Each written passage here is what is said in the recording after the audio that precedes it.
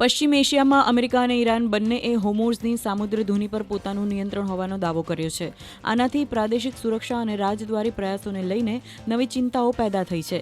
Oman નજીક હોર્મુઝની સામુદ્રી ધુનીમાં વ્યાપારી જહાજો પર ઈરાન દ્વારા કરવામાં આવેલા તાજેતરના ડ્રોન અને મિસાઇલ હુમલાઓ પછી આ વિસ્તારમાં તણાવ વધી ગયો છે અને ત્યારથી હોર્મુઝમાંથી કોઈ પણ વ્યાપારી જહાજ પસાર થયું નથી.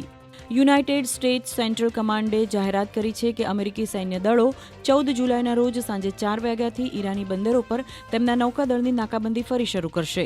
કમાન્ડર ઇન ચીફના નિર્દેશ હેઠળ કામ કરતા સૈન્ય દળો ઈરાની દરિયાકાંઠા વિસ્તારોમાં પ્રવેશતા અને ત્યાંથી બહાર નીકળતા અનધિકૃત દરિયાઈ ટ્રાફિકને અટકાવશે અને તેના પર પ્રતિબંધ મૂકશે, જ્યારે નિયમોનું ઉલ્લંઘન ન કરતા તમામ પ્રાદેશિક જહાજો માટે મુક્ત અવરજવર જાળવી રાખશે.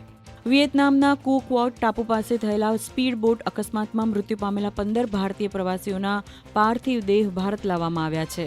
ભારતીય દૂતાવાસે જણાવ્યું હતું કે પાર્થિવ દેહોને હો ચી મિન સિટીથી વિયેતનામ એરલાઇન્સની ફ્લાઇટ દ્વારા મુંબઈ લાવવામાં આવ્યા છે.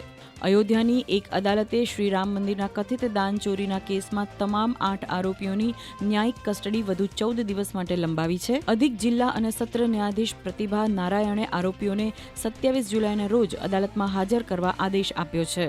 ભારતીય મહિલા ટીમે ઇંગ્લેન્ડને 270 રનના વિશાળ અંતરથી હરાવીને લોર્ડ્સના ઐતિહાસિક મેદાન પર યાદગાર જીત નોંધાવી. શાનદાર પ્રદર્શન કરતા ટીમ ઇન્ડિયાએ દમદાર અંદાજમાં આ મુકાબલો પોતાના નામે કર્યો છે. સમગ્ર દેશમાં વન્યજીવ તસ્કરી વિરુદ્ધ મોટી કાર્યવાહી કરતા ડીઆરઆઈએ 33 તસ્કરોની ધરપકડ કરી છે. ડીઆરઆઈએ આ અભિયાનમાં 440 સંરક્ષિત અને લુપ્ત પ્રાપ્ત વન્યજીવોને બચાવ્યા છે અને આશરે 15 કિલોગ્રામ હાથીદાંત તથા તેમાંથી બનાવેલી વસ્તુઓ જપ્ત કરી છે.